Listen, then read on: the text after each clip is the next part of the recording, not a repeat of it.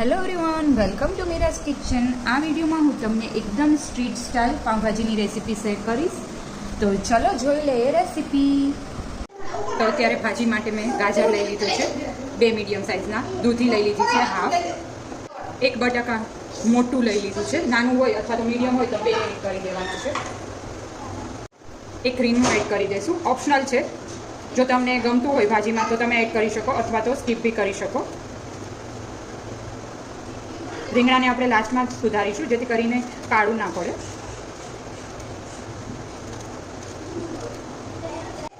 Flower લઈ લીધું છે, પ્રોપર પહેલાં ગરમ પાણીમાં વોશ કરી અને લેવાનું છે, કેમકે ફ્લાવરમાં બહુ જ દવાનો ભાગ હોય છે, એટલે આપણે એને ગરમ પાણીમાં વોશ કરી લઈશું જ્યારે બી યુઝ કરીશું ત્યારે. સોલ્ટ એડ કરી દઈશું એઝ પર ધ ટેસ્ટ, અથવા તો અત્યારે થોડું એડ કરી દઈશું જેથી કરીને જલ્દીથી બધા વેજીટેબલ્સ કૂક થઈ જાય. પાણી એડ કરી દઈશું અને પ્રોપરલી બાફી લેવાનું છે. ગ્રેવી બનાવવા માટે અત્યારે મેં ટમેટોઝ લઈ લીધા છે અને ઓનિયન કટ કરીને લઈ લીધી છે. આની ફાઇન પ્યુરી રેડી કરી લઈશું.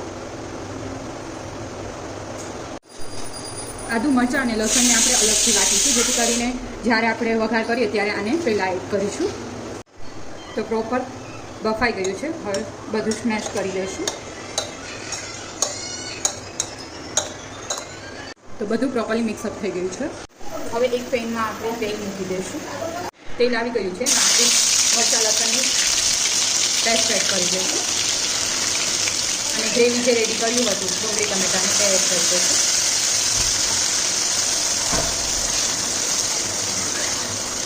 ગ્રેવીને છે એકદમ કૂક થવા દઈશું પહેલાં તો, ઢાંકણ ક્લોઝ કરીને. હવે એમાં જે આપણે વેજીટેબલ બાફ્યા હતા એ એડ કરી દઈશું. આપ જોઈ શકો છો ગ્રેવીમાંથી તેલ છૂટું પડી ગયું છે. પછી જ આપણે વેજીટેબલ્સ એડ કરવાના જેથી કરીને બહુ ફાઇન ફ્લેવર આવી જશે. બધા મસાલા આપણે કરી લઈશું. હળદર એડ કરી દઈશું, પિંક ઓફ સોલ્ટ આપણે ઓલરેડી એડ કરેલું છે એટલે અત્યારે ટેસ્ટ પ્રમાણે થોડું ગ્રેવી પૂરતું જ એડ કરવાનું છે, બાકી આપણે ટેસ્ટ કરીને એડ કરીશું.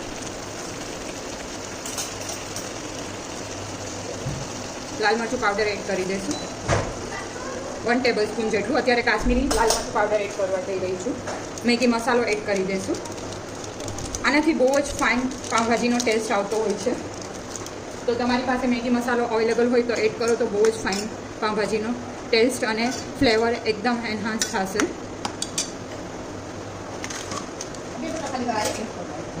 પાઉંભાજીનો મસાલો જે આવે છે એ એડ કરી દઈશું. તમારી પાસે હોય તો એડ કરવાનો, એનાથી બહુ ફાઇન ફ્લેવર આવશે. અને ના હોય તો ઓપ્શનલ છે, સ્કીપ કરી શકો. ગરમ મસાલો હોય તો એ બી એડ કરી શકો તો બી ચાલે. થોડો એવો ગરમ મસાલો એડ કરી દઈશું અને ફાઇનલી ધાણા જીરું પાવડર એડ કરી દઈશું, થોડું 1/2 ટીસ્પૂન જેટલું. પ્રોપરલી મિક્સઅપ કરી દઈશું. કેપ્સિકમ ઝીણું કટ કરેલું લઈ લીધું છે એ અત્યારે જ એડ કરી દઈશું.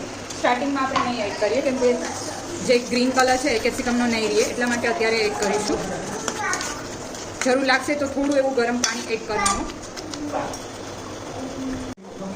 1/2 કપ જેટલું ગરમ પાણી એડ કરી દઈશું અને આને એમ જ કૂક થવા દઈશું. જો ડાયરેક્ટલી તમે ગેસ ઓફ કરી દેશો તો પ્રોપર ટેસ્ટ નહીં બેસે, એટલે થોડું પાણી ઓછું હોય તો એડ કરી અને કૂક થવા દેવાનું ભાજીને, જેથી કરીને બહુ ફાઇન ટેસ્ટ આવશે ભાજીનો. હવે ઢક્કણ ક્લોઝ કરી અને કૂક થવા દઈશું સાવ સ્લો ફ્લેમ ઉપર. તો એકદમ તેલ છૂટી ગયું છે અને પ્રોપરલી કૂક થઈ ગઈ છે. ફાઇનલી આપણે ગેસ ઓફ કરી દઈશું અને લાસ્ટમાં જ લીંબુ એડ કરી દઈશું. લીંબુ ઓપ્શનલ છે, જો તમે સર્વ કરતા હોય અને એડ ના કરવું હોય તો બી ચાલે. ઉપરથી આપણે ધાણા ભાજી એડ કરી દઈશું અને પ્રોપરલી મિક્સઅપ કરી દઈશું. બહાર જેવી એકદમ સ્ટ્રીટ સ્ટાઇલ ભાજી બની અને રેડી થશે. તમે આ વેથી ટ્રાય કરશો તો આપ જોઈ શકો છો બહુ જ ફાઇન બની છે અને તેલ બી આપણે બહુ ઝાઝું નથી મૂક્યું તો બી એકદમ દેખાય છે. તો રેડી છે પાઉંભાજી. સાથે મેં ડુંગળી, લીંબુ, પાઉં જે ભાજી માટે સ્પેશિયલ આવે છે એ અને અડદનો પાપડ સર્વ કર્યો છે. એકદમ સ્ટ્રીટ સ્ટાઇલ જ ભાજી બનશે. આપ બી આ રેસીપી ટ્રાય કરજો અને કમેન્ટ કરી અને જણાવજો તમને મારી રેસીપી કેવી લાગી એ. Thank you for watching my video.